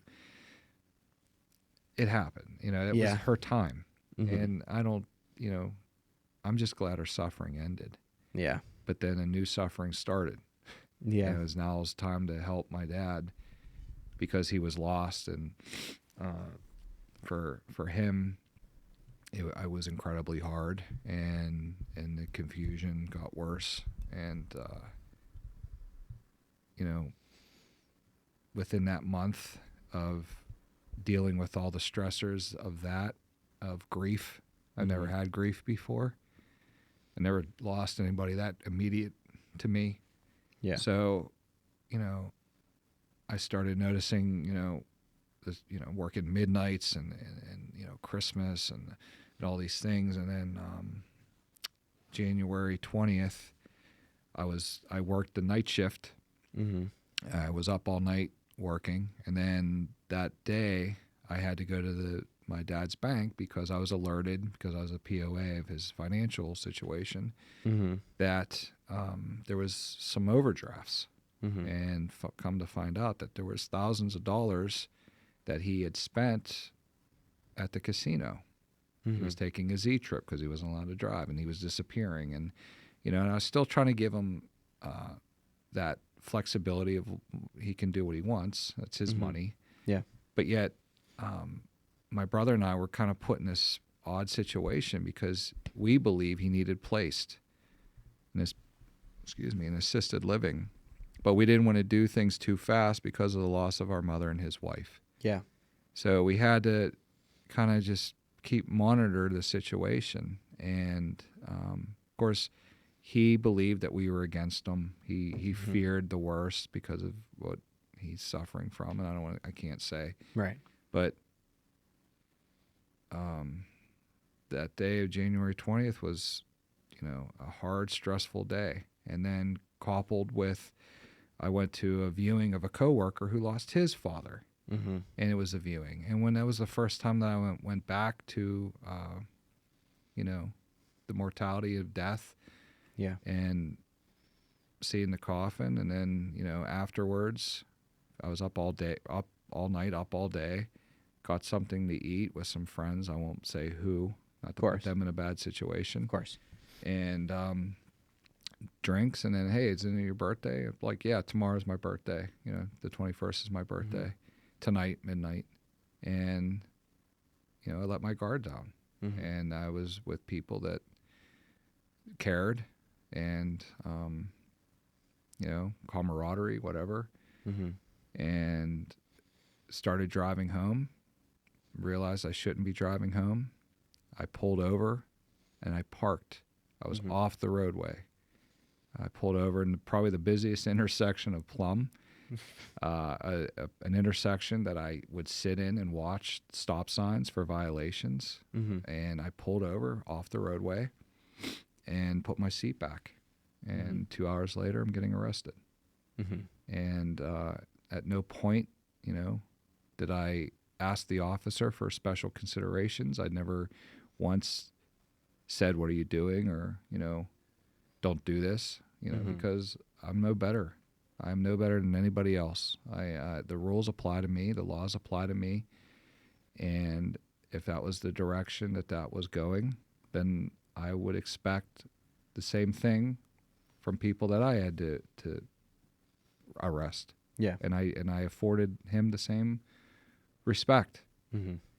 And so I went through that, handcuffed, taken out of a car.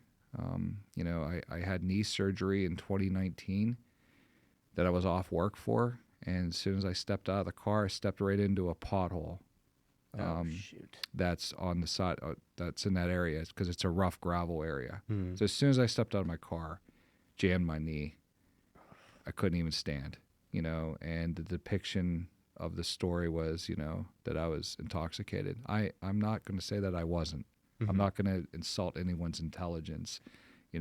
I was drinking. I had been drinking. Yeah. And I was in my car, parked. The law for driving under the influence, Section 3802, specifies that if the motor vehicle is running, that's deemed actual physical control. And it was January, so it was cold. So yeah, the vehicle was running. Yeah.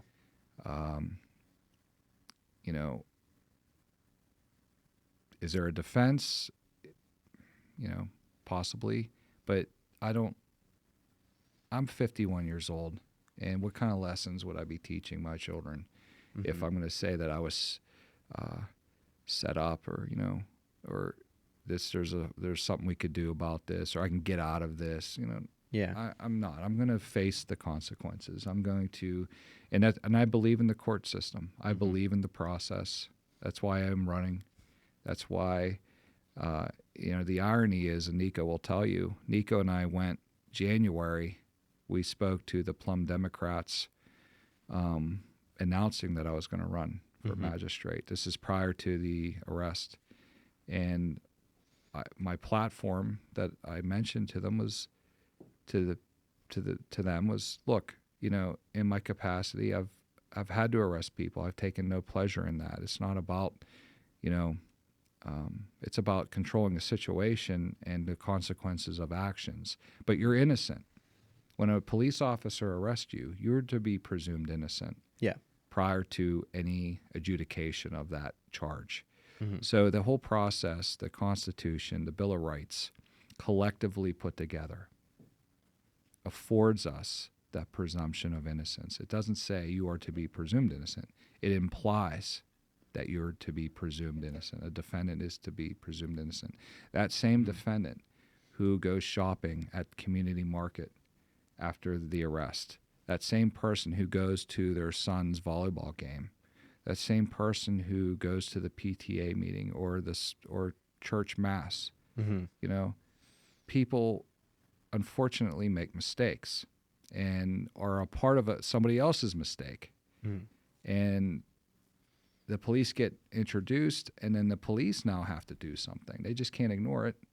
So this happens, and then, of course, people take pleasure in other people's folly or bad decisions, and then gossip. And then, of course, if you're a public official, especially if you're a police officer, you make a mistake. You're the example. You're supposed to be above that. You're supposed to, well, I'm a human being too. Yeah. And I made a mistake, but I'm not justifying my mistake of my mother passing or the stressors that my dad, in his circumstances. But, I thought I did pretty well for a year of trying to hold it together. And then, I let my guard down. And when we spoke prior to that happening, I believed in that, and now I'm living it. I'm experiencing that. My perspective hasn't really changed as far as how I treat people, but my perspective has changed that the laws do apply to everyone, and that no one should have special considerations, but everybody should be heard, and everybody should be treated fairly, and everyone should be treated equally. I just want the same things, but for different reasons. Some people might want their, that consideration. I'm asking for the consideration to treat me no differently. I don't want to be treated because I'm a police officer that I should be punished harder. I want to be treated like the same other people that I've treated, with respect and benefit of the doubt. And hey, this person made a mistake, and this person isn't defined solely by that mistake. That totality of he's involved, he's a father, he's a husband, he's involved in the church, he's involved in their lives. He's a Cooperstown, took 2 teams to Cooperstown, was involved in all of that, and made good impacts on people's lives. And, I'm not asking to get away with anything. I'm just saying, wow, you really have to put me in the media 3 consecutive days. You really have to project a story, a one-sided story that, that was not completely accurate. Things were omitted out of that story. And then it puts me or any other person accused in a catch-22, because now it would not be in my best interest to call the paper or to call the news and say, hey, that story you put into me about me yesterday is not completely accurate, and this is why. And then they're going to edit that to fit that narrative that they want to control. Yeah. And like I said, I was not, because it was a personnel matter, would not have been in my best interest. Maybe it's still not in my best interests. I'm sure somebody would say, why did you do that podcast? That was stupid. Yeah. But overall, when I've been doing the door knocking, or I run into people at Community Market, it's on their mind. They want to know. And yesterday I had a conversation, and this resident wanted to know. Mm-hmm. So what am I supposed to do? I'm not allowed to tell you, well, I'm here to solicit your vote and to encourage you to vote and vote for me, and here's why. And the number one reason why you should vote for me is the transparency. Mm-hmm. That you can trust that I'm going to be honest, and that I'm going to tell you,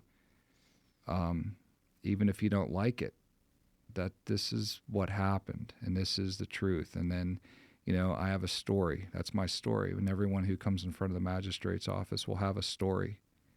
And at least with me, I'm going to listen to your story.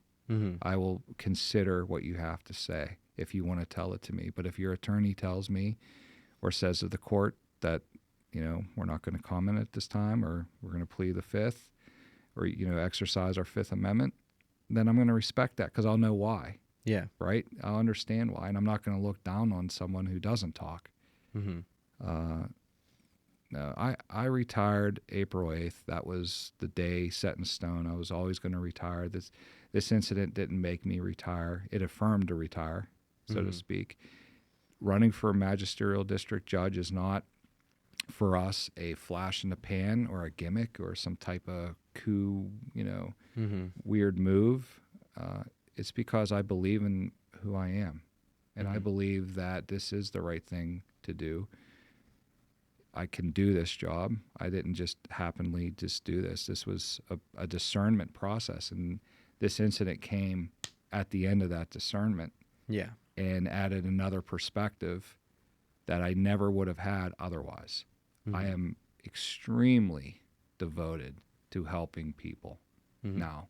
And when they come in front of me, God willing, and say, hey, I was accused of this crime, I'm going to say, just because you're accused doesn't mean you did it.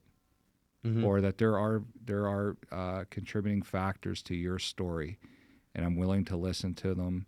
But more importantly, I have the ability to give you the resources to make amends and to satisfy consequences associated with your incident. Yeah. I think that's great, because the one thing that I've been trying to do whenever with just people in general is I want to give people the best representation of themselves in every situation that I possibly can. And so I think that's very important. Just having that perspective that have, I think that is very valuable. Just being able to look at people, and I think we've lost the ability to see each other as human in some ways, for a lot of different reasons. Mm-hmm. I'm sure, I thought about this interview last night after we spoke on the phone, and, how am I going to portray myself, right? Yeah. In the best possible light in this scenario. Mm-hmm. And that's a human factor, right? When nobody wants to project oh my gosh, who is this guy? Right? Yeah. Yeah. And it always boils down to being honest. Mm-hmm. You just have to be honest, because people can see through things. Oh yeah. And honestly saying, I believe in the process, the judicial process. Mm-hmm. I've done it for 29 years. It's not perfect. However, people should not fear the system. They should not fear the court system. And I will be the face of that as a magistrate, that like, hey, I've been through this. I understand what you're going through. And moreover, it didn't deter me or my family to proceed and live a life, to go out there and say, we're running for this, we're doing this. You don't have to, because you're accused of something, go out and hide and be afraid. Mm-hmm. You know, we met this head on, to the point where we're wearing our names on our support shirts. Yep. And you go around Plum Borough and you see a picture of our family or just a picture of me. Mm-hmm. And with Schneiderlochner. It's not like Smith. Yeah. Right? Yeah. I mean, that same name was just in that article the other day or in the newsreel last week. Yeah. We didn't hide from this. Mm-hmm. My opponents, I'm sure, thought that. I'm sure at least said, well, he's done. He's out of this. Yeah. But no, they had another thing coming. Mm-hmm. That's not who we are. We are Schneiderlochners. Yeah. We're humans. We make amends for our mistakes, and our roots in Plum Borough communities, and it's not going to just be uprooted because of an incident. I'm not blaming anybody for the situation, but we're going to meet it head on. We're gonna say, no, we're here, and you can trust us. We're the same people. We're the same family, and leave it up to the voters. Yeah. Let them make that decision.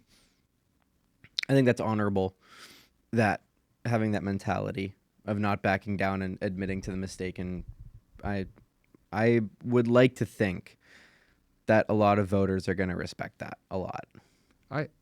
One more consideration that the voters should have, and what I've yet to hear from the other candidates, and I kind of been saving it because I don't want to, point something out and then they, quickly correct it for their next speech, so to speak. But I've yet to hear any of them talk about being strong. It is not going to be an easy position to sit on a bench to hear two different parties settling disputes, and then rendering a decision. That's not easy. I don't know. Someone's going to walk away not happy. Yep. Right? Someone's going to, there's going to be prosecution and defense, just simply put that way. Yeah. Or, landlord-tenant dispute or a neighbor dispute over property or whatever. And you're going to have to hear the facts. You're going to have to hear what both parties have to say, and then I'm going to have to listen and then render a decision, knowing that one of them is not going to be happy. I have no problem doing that because I've done that for 29 years. I've gone into people's homes and I've listened to their sides, their perspectives, their disputes, and then based on the facts of law, I had to do something, right? By either saying this is not a police issue, this is a civil matter, you need to seek representation or counsel for a civil dispute. Or, hey, you broke the law and you have to come with me, or you can file charges, or I didn't witness this and it doesn't lead up to this, and unfortunately I cannot help you. You need to do this on your own to have this happen. I don't believe the other candidates fully understand that. Because, you have to be strong character and understand that not everyone's going to like you. Yeah. And right now, we are living that. The Schneiderlochner family is firsthand feeling that not everyone likes us, that the media is not our friend, right? They're just reporting the story, but it's not in a favorable way. And, all of our, I don't want to say, embarrassing moments are being in the paper. That was an embarrassing moment, but yet here we are, and we're thankful that we have each other, and we're strong. And the magistrate has to be strong. Yeah. They have to understand that not everyone's going to like you, and I'm okay with that because I'm doing the right thing. I'm doing the right thing. That incident was not the right thing. That was a moment that shouldn't have happened all the way around, quite honestly. But we'll deal with it, and we're going to deal with it in other ways, also. But we're not going to be deterred. Yeah. What do you say we get Nico in here? Yeah. For a bit. Hop in here, buddy. I'm coming in. You can keep your hat on if you want to. You can be wearing Yankee hat with the Pirates. Yeah, the Pirates are doing too good right now. Doing too good. Go Yanks. Yeah, I'll slide this a little. Are you actually? Not that I care about sports. Are you actually a Yankees fan? Not that I. Yeah. To be honest, a little hot take on this. Yeah. I didn't watch baseball. Wait, shoot. Oh, you hear me now? Your mic wasn't on. Sorry. Oh, hot topic actually. Yeah. I didn't watch baseball Since I quit, which was probably really just real quick. it was probably like the 4 years of high school. Lower this. All right, good. Yeah. Your face is being blocked by the mic See me now? there. Can you see me now? A little bit of readjustment. There we go. That All would right. be the thumbnail right there. All right, perfect.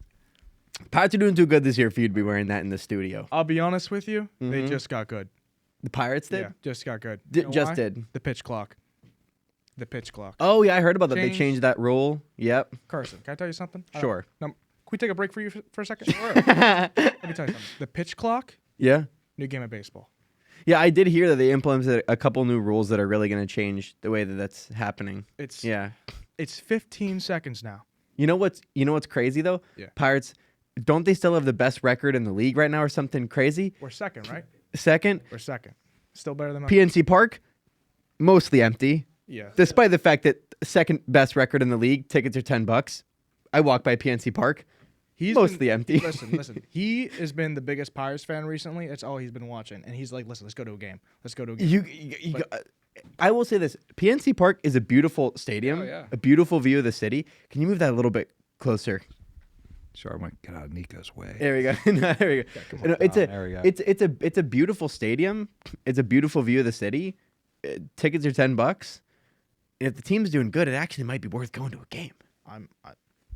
Plus, yeah, hot dog night. Hot dog night. That's the last game that I went to. I went to $1 hot dog night. On top of that, Really? it's the best time to go to a Pirates game is when they're giving out free stuff to the first X number of people that go in, because they never actually hit that number. So it's just guaranteed to get free stuff on $1 hot dog night, and you get to go watch some baseball. Rocco and I still have the jerseys from when we went when we were like 10 years old. Really? We still have the Pedro Alvarez? The Pedro Alvarez yellow fleece jacket. It was still wear it to this day. Did you got it in like a super large back then, so Oh, you'd for grow sure. into it? Yeah. It still doesn't fit, but we'll get that one day. It's still too big. Yeah, still too. Oh my gosh. Well, so you're the oldest, as we said, but you're the oldest child. Sadly.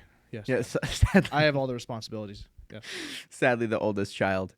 What have you learned from your dad in life growing up? How much time do we have? I'm just playing. Well, we have time. Yeah. Well, We do. there's a few things that my father's taught me that I think have been very beneficial for me in my life. Mm-hmm. Number one, it kind of goes with the quote that Mike Tyson said that if you're friends with everybody, you're an enemy to yourself. Ooh. That when I heard that, that's exactly what the principles my dad raised me on. Mm-hmm. It was be your own person. From Okay, day I see what one. you're saying now. Day one. Day one is you don't owe this world or anybody anything. Right. This world is for you. This is a world for you to go out, to find what you need to in your peace, and to be a man with God. Mm-hmm. That's ultimately what my dad has taught me. And this ultimately, that the world is not black and white; it's in shades of gray. Yep. The world is in shades of gray. Everything is up to interpretation. Everybody's story is different. Everybody has reasons to do different things. Mm-hmm. And everybody is just their own private entity with their own ideas, with their own way of life. And it's honestly, when I heard the conversation earlier about politics and how the separation and how it's the first thing being questioned is whether you're Republican or Democrat. That, to me, in my opinion, that is, Yeah, that's whack. it's It's disgusting. Yeah, If I it's have to say it. crazy. It's disgusting. It's wild. Especially when he was talking about, hey, listen, like, because he was registered as a Democrat before he switched his party. Mm-hmm. When we were talking about that before, because he was in the unions, because Mm-hmm. he ultimately he does not have a political affiliation. Mm-hmm. My dad. Me and my dad are in the same that fact where we think for ourselves. Yep. Individualists when it comes to politics because we have our own ideas. Yeah. We're individual people and we're ruled by the Bible and not anything else. Mm-hmm. This is morality comes into play and Yeah. humanity. And honestly, I have to give my dad a lot of courage. I have to give my dad a lot of props for his courage. That's really important, though. At first, when you said that quote, I didn't know what you meant by that. But yeah, if you become a yes man to everybody around you, you've given up. If you're a yes man, then you are no man. Yeah, you're not. And it's honestly seeing this campaign and seeing how far he's come with everything. Because everyone's forgetting he saw me grow up, but I also saw him.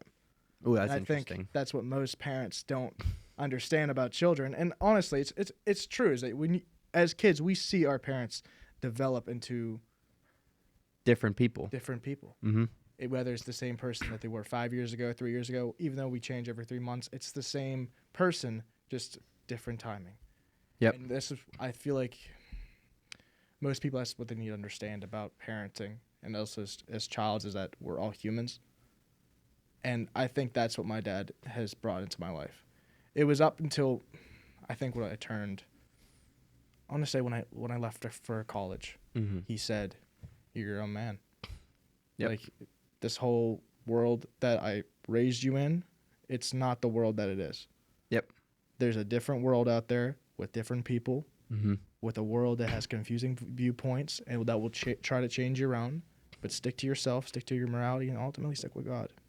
Yep. And God will never steer you wrong. Mm-hmm.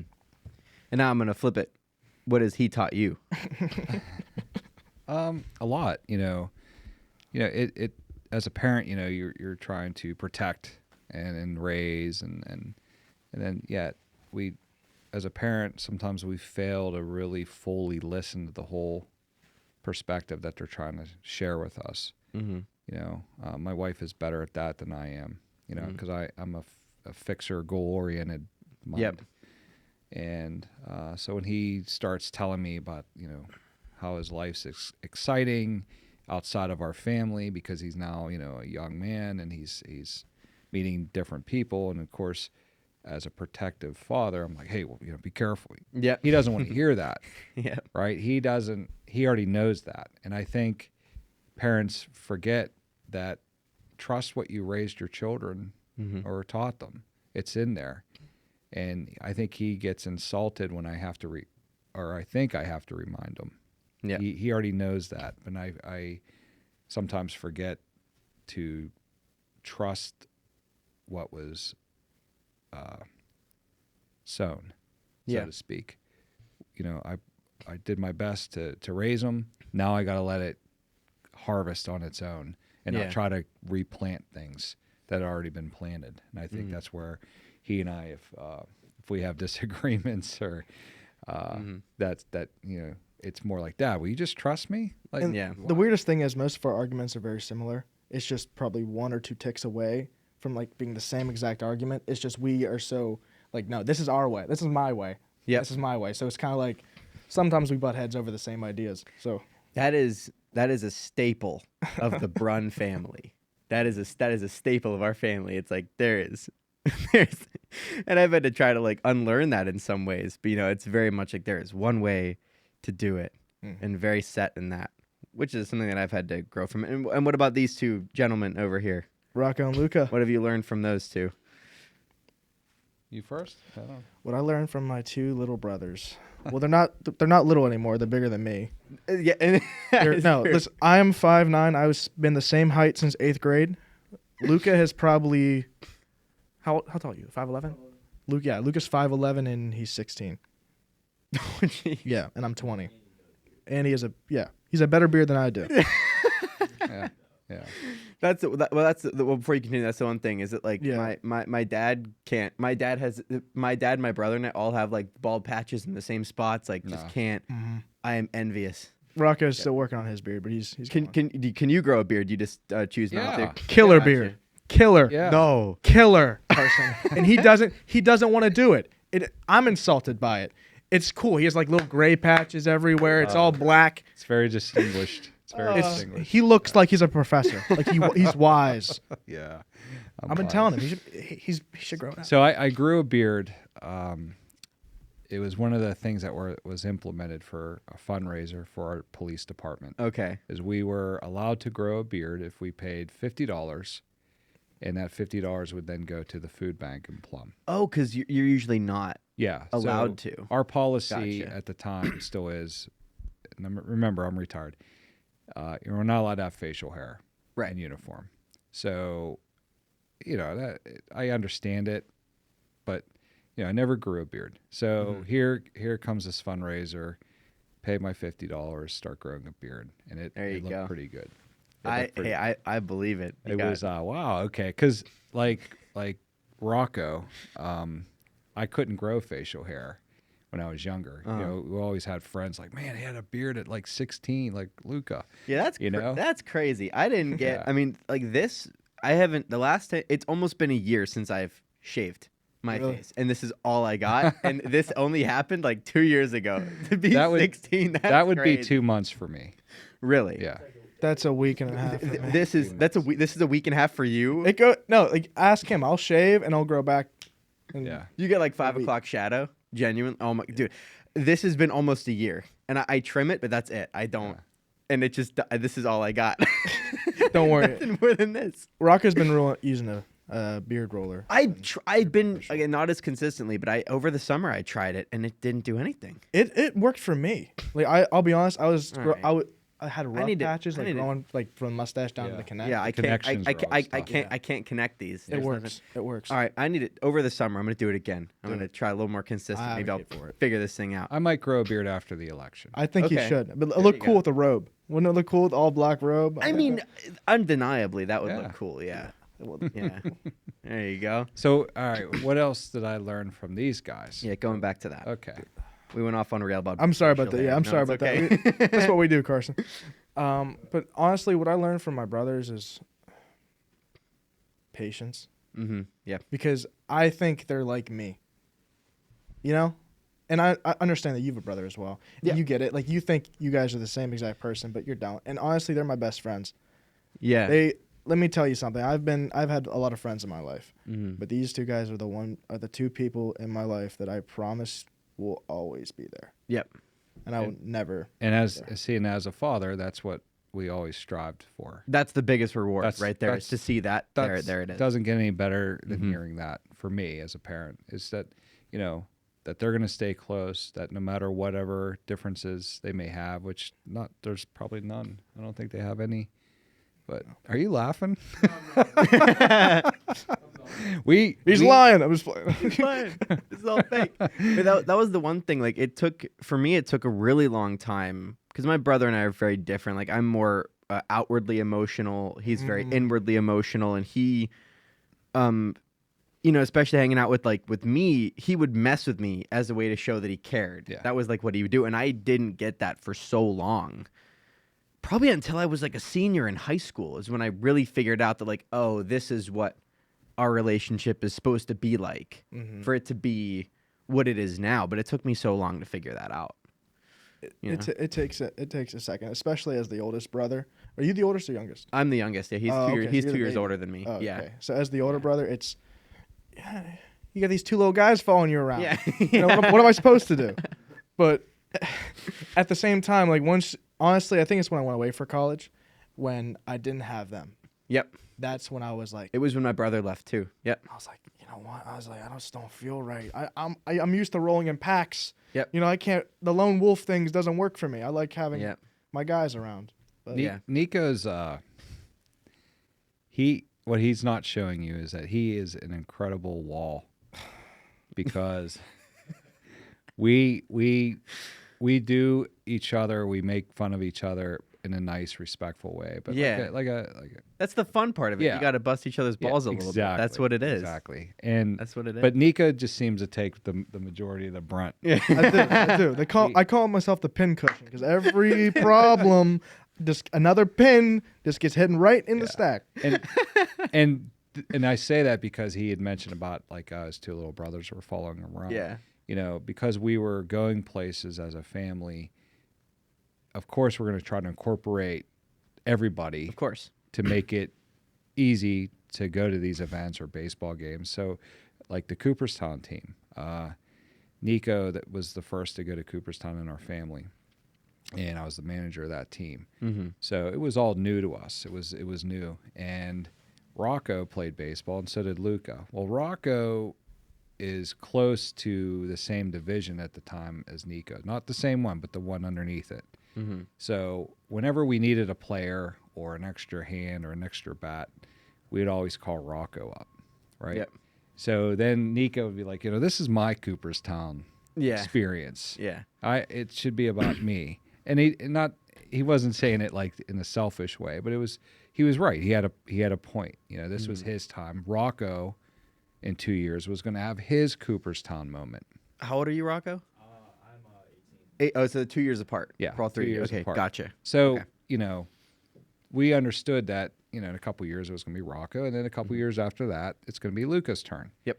Well, because I was the manager of Nico's team, and we were doing all these fundraising events and trying to get money for the teams to go to Cooperstown and these tournaments and whatever, Rocco was coming. And I was like, well, if he's going to come, he should play. Let's put him in. Well, that wasn't fair. Didn't go too well with me, okay? It wasn't Let me tell fair. you No, I mean, it wasn't fair. It wasn't fair. But so when we went to Cooperstown, I had Rocco rostered on that team. Mm-hmm. And I mean, Your name on the roster just got me mad. I'm sorry. It just had to be there. That's Yeah. all. Yeah. You just had to be in the same spot. So that's just a small example of how, as a family, we joke around because then we'll throw shots like that, like, oh, of course Rocco's going to come. Yeah, of course. Okay. I mean, or Luca's going to be there because it was just, Of course. yeah, individually. But like we have our own shots that we make at Rocco. Of course. It's not just all Nico, You got to send And some then, back the other way. We Luca- tease each other with love. It's just how it is. And Luca, we can't think of anything. No. Well, it's not even that. He'll throw the most insane insults. You won't even come. And it's on a moment's notice. He's just Yeah. quick He's with it. super quick. He's so witty. He's insane. He's insanely witty. We first really saw this. He's protected himself. We were involved in this the Police Athletic League. They do the Golden Gloves boxing. I remember this. So Jim Savetic, God rest his soul, it was a county homicide detective who, did a lot for kids and did a lot for the Golden Gloves amateur boxing. This is a great story. This is a really good story. So this Golden Gloves, Jim Savetic, everyone knows Jimmy. He's passed away. But Jimmy's like, hey, bring your boys here, bring your kids here. So we went to boxing events. We would see the amateur boxing. We did this, and then Jim had some friends who wanted to really get involved with youth, at-risk youth. Yep. I was all about that. I did that when I was at Turtle Creek. I did Adventures in the Wilderness program. So we would go out in the woods with these kids. I had no idea who they were. A collective group of us, and we would do like hiking and trailing and just kind of like make connections and bonds. Yeah. And that really helped set the tone for my career with dealing with kids. So it was a natural fit to coach baseball, to do these programs, to volunteer. I was a DARE officer. I was a crime prevention officer with Plum, and really have a good rapport with the youth.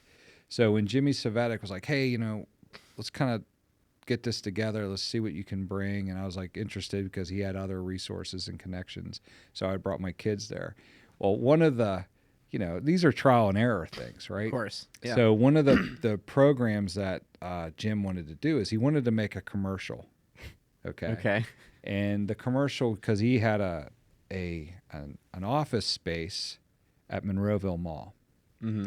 So to understand this, I have to tell this story. Okay. So he has this space in Monroeville Mall. He's trying to incorporate something new outside of boxing and bring businesses back into Monroeville Mall, bring people back to Monroeville Mall. What year was this? This was This was back in when we were at St. John's. This had to be at least 2014, 2015. Yeah. So he goes, we're going to do this. We're going to make a commercial, acting. I said, oh, perfect. I know a really good actor, right? Really good actor. And he's like, yeah, I want your kids in the background. And their sister, our daughter, Gia, not shy, dances and sings, and she's real happy and perfect fit. So they wanted Gia too. They really wanted Gia and Nika, and then reluctantly Rocco and Luca, because that's really not their thing. They're not the limelight people. They begrudgingly went. Right. So then you have other families that brought their kids in to be in this commercial, but they weren't on board. They were just not feeling it, right? Mm-hmm. Well, there's one kid, I don't know his name. He was disruptive. He talked a lot. He was just disadvantaged a little bit, and just different backgrounds. We were different backgrounds, and so he would start coming around, and he was staring at Luca. Okay, why we don't know, but he would just stare at Luca, and Luca's not one to back down. Okay, Luca looked at him, looked at us. Yeah, I mean, what? Luca was 10. Yeah, 10 years old. This is how we knew Luca has these zingers, right?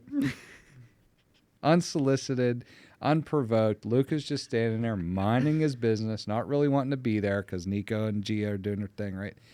And this kid just keeps staring at Luca, and then he comes up to Luca and was trying to stare at him. And Luca looks at him and goes, "Hey, there's a nice place over there you can stand." We died laughing. It was the funniest impromptu thing. And the kid, I mean, we broke out and laughed. And then I think once the kid realized, hey, wait a minute. Because the kid was like, what? He's like, yeah, go stand over there.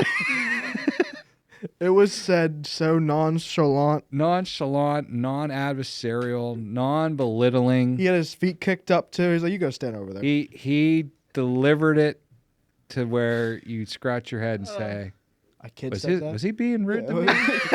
Or is he being serious? Should I not stand here? Is there a mess I shouldn't be standing in? So there's a nice place over there you can stand. There's a good place over there you can stand. Yeah. That was the same. So funny. Same group where at age 10 you just fired that off. Yeah. That's crazy. It's just he's just witty. That's nuts. It's progressively gotten worse. I can't repeat what he said recently, but There was a. I mean, you are allowed to swear on this show, just for the record. We can? Oh, I swear all the time. Yeah, I swear all the time. You just messed up. Yeah. You just messed up. First off, you gave 2 Schneiderlochners a microphone. That's even worse. Yeah. Never get us out. Next time I'll put you both on one. Let them share it. Let them figure that out. So when Nico was 10, since we have him on the mic here. So when Nico was 10, that was one of the tryouts for a tournament team. Mm-hmm. He was trying out. And I told him, I said, listen, they're going to break you up into pitching and catching. Go with the catchers because you have some really good talent. They're going to steal a lot of that attention. Go with the catchers. You can catch. You're a better catcher. Yeah. Well, he doesn't listen. That's neat. Because when you're that age, that's what you do. Yeah. You're just like, I want to go. So either he did it on his own, or one of the coaches separated him, because he could do both. He could pitch. He had a unique delivery that players couldn't hit. So he goes in with the pitching group, and I mean, there was a pool of kids. There was a lot of players, very competitive at 10, and so he pitches. And it was like compared to some of the kids throwing some serious heat, he just wasn't in this. I couldn't compete. Yeah. It was probably the worst tryout. Worst tryout I ever did. Ever had. Right. And I'm there in uniform. Right. My wife's there. And I'm like, because I saw him in the pitching room, like, oh, No. He was being supportive, so then I walked straight up to him. Yeah. So I'm angry. My wife is like, oh, poor Nico, now what are we going to do? He didn't make that, I guess we'll be on the other team, whatever. And I'm just standing there because I'm like pissed. Yeah. Like, why didn't you listen? Why were you doing that? Like, you catch it, you would have been fine. Yeah. So he comes up, typical Nico, right? Fully aware of what's going on, can sense it. He feels it. He walks up to us, looks at me, looks at my wife. He goes, well, there's always tap. I was a showman then. I'm a showman now. I've always been a At 10 years old, completely de-escalated the situation. We broke out in laughter. And, There's always tap. And there's a moment that your child shows you as a parent, like, hey, quit trying to dictate where he goes. Let him do his thing. Did you ever tap dance after that? I did dance, but I did not tap. Okay. I did. Take that. This way? Other way. Other way. Yeah, like you see Oh, okay. So yeah. way. Yeah. You could slide closer to the table probably Okay. just to, yeah, Okay. but It was that's- more. I didn't It was wanna more break it. for the. That's how they break, and I just don't want I figured that out. Thank you. Yeah. Yeah, it wasn't for the tap per se. I think it was more for the funny value. This is the funny, He was funny just- value of it. Yeah. Because he's funny. Just you know? fired I was that always off. the comedic relief character. I always had comedic There relief to the circumstance. I've never told this story. This is like my family and I always bring this up. When I was like a kid, I was very young. One of my uncles would come over because he lived in the area. Just come over for dinner. Just come over, hang out, and he was just always very witty, fun. He would always crack jokes with us. So we were going to sit down and eat dinner, and we wanted to make sure there were enough chairs at the table. And so he counted off everybody, but he counted himself. He said me, and then he said, and then Uncle Larry. And then I was like, there's not enough chairs. Like, he counted himself twice, and I didn't pick up on it. So that's like Kept miscounting. yeah, I just didn't. He snuck that one right by me when I was, 7 or whatever, however old I was. Didn't place it. But some of those stories from when just back then are so timeless. Yeah. So good. A lot of classics. Yeah. Definitely. Oh yeah. That's funny though. The tap one, the go stand over there. tap. That I can't get. That's hilarious. It's who we are. so It's good. Too bad we don't have anything funny about Rocco to say. He's just too serious. Is he just a more serious guy? Rocco is the most handsome man on the planet. and Most he just- handsome- he- look at. He's a good-looking kid. isn't he? All three good-looking guys. Man. They are. Take Got a after their good-looking dad. family over here. You do. They don't look like Appreciate their you. Oh, mom, huh? The good half, The guy. The good half. Yeah. The good half. But no, Rocco is the funniest if you know Rocco, Yeah. you have to know Rocco because Rocco is very reserved and he doesn't like talking to people. If he doesn't know you, then he doesn't know you.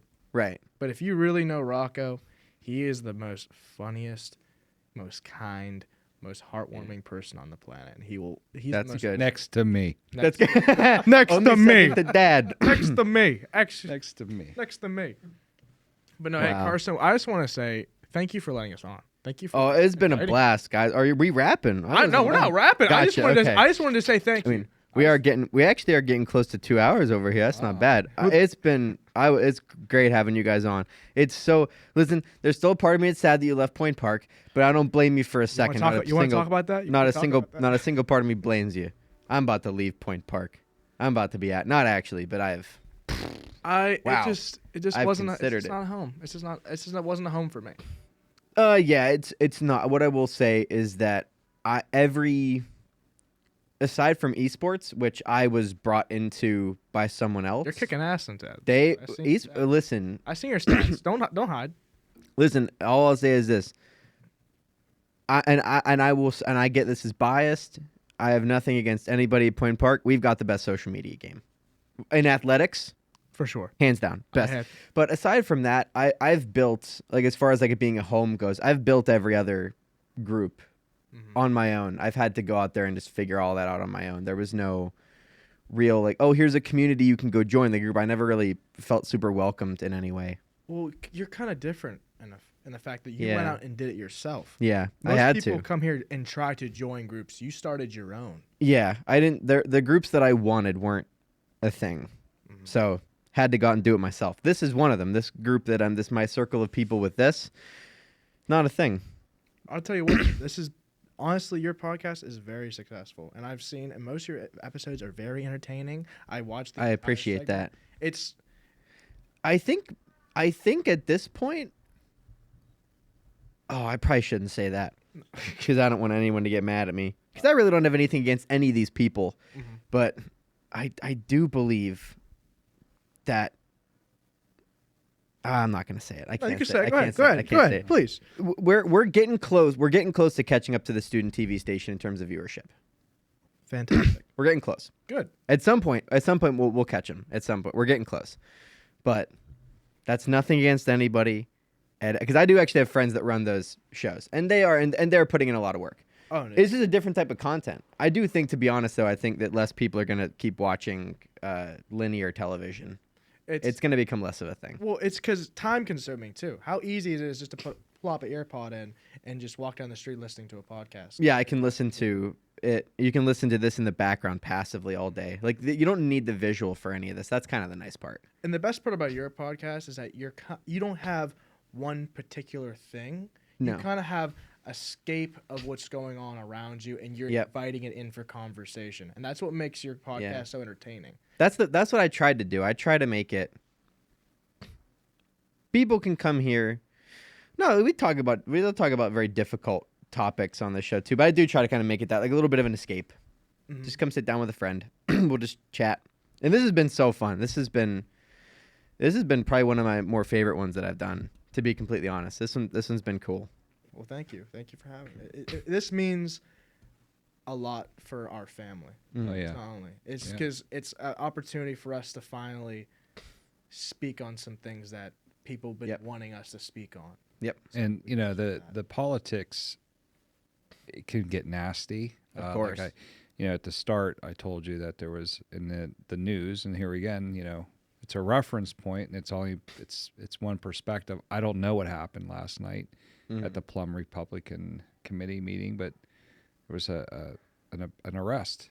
Yeah. Because of a gun. That's so crazy. But that I use that as a point that people say anything. Oh yeah. And doesn't mean it's true, and it doesn't mean that it's the right thing.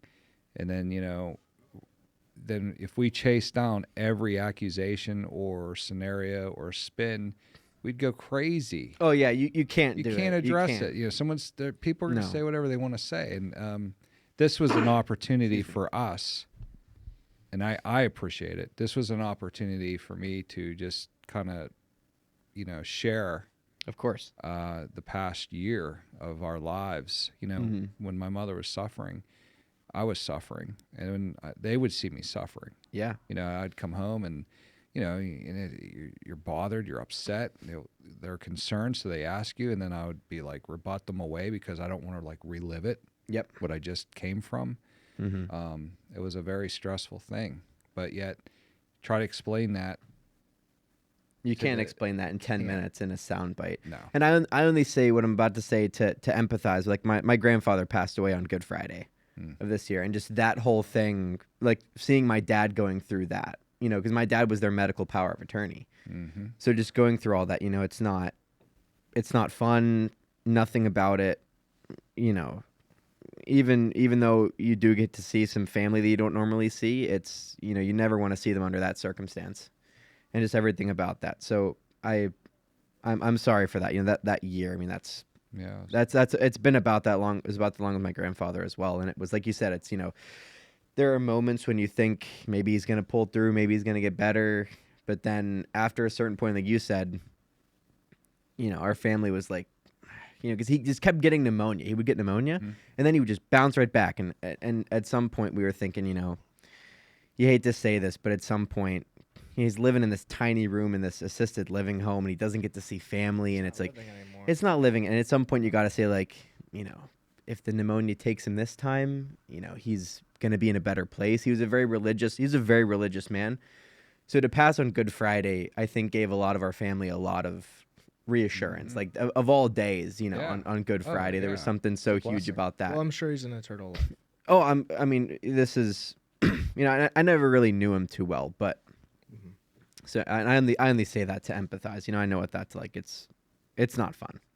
It's not. No, it wasn't. But I appreciate you telling your story and just letting people see that side of you. I'm a fan. Thanks. I appreciate it. It was a blast. And thank you, Nico, for joining. Of course. You two, thanks for tagging along.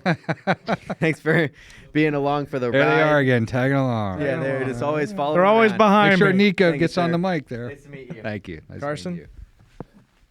Sir? Off camera. Off camera. Off camera. There it is. All right. Oh, and just quick for the people. Couple weeks break.